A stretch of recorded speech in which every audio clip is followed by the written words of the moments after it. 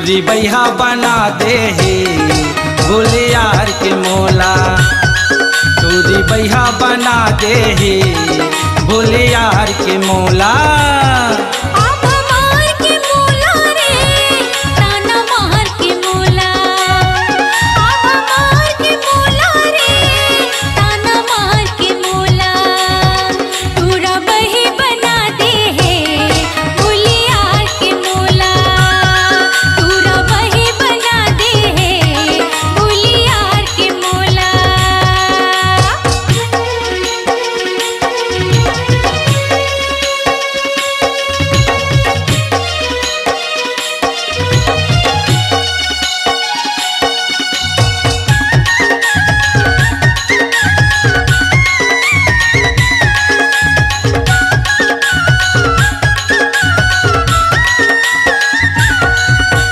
मुश्किल हो गे जीना काला कहाँ संगवारी।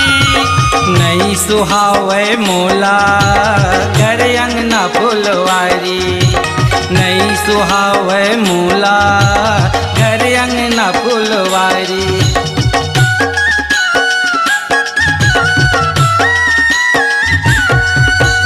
मुश्किल हो गे जीना काला कहाँ संगवारी।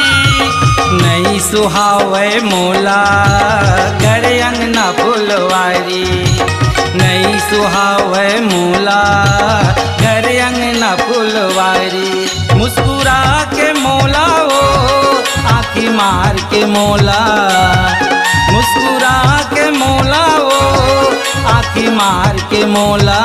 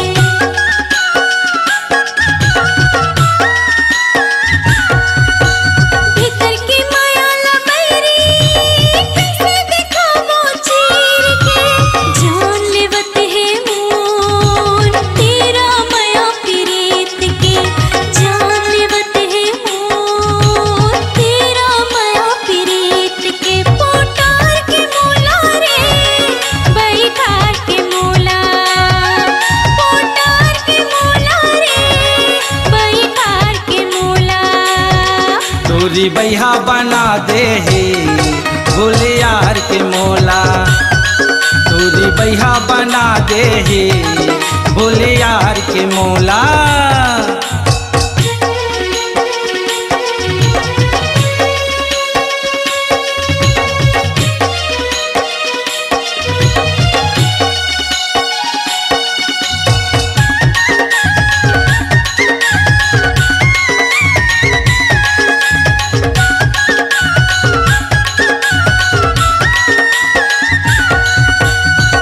लगे जग बैरी मिट लागे तोर बोली। मुँहदार मल्लाओ करके हंसी ठिठोली। मुँहदार मल्लाओ करके हंसी ठिठोली।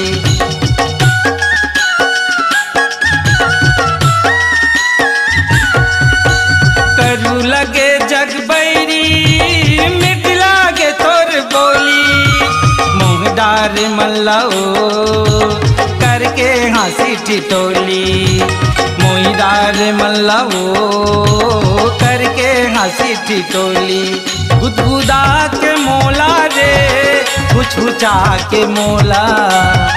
गुदगुदा के मोला वो हुचहुचा के मोला। बही बना दे हे बोले यार के मोला।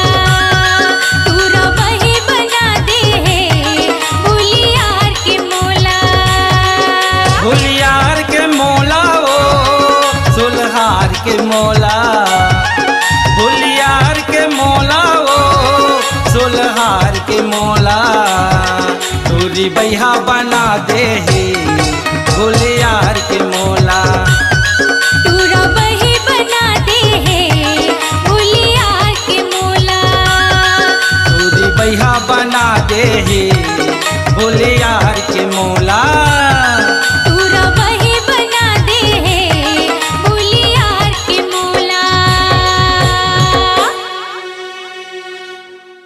अपनी आवाज को दीजिए एक नया मुकाम।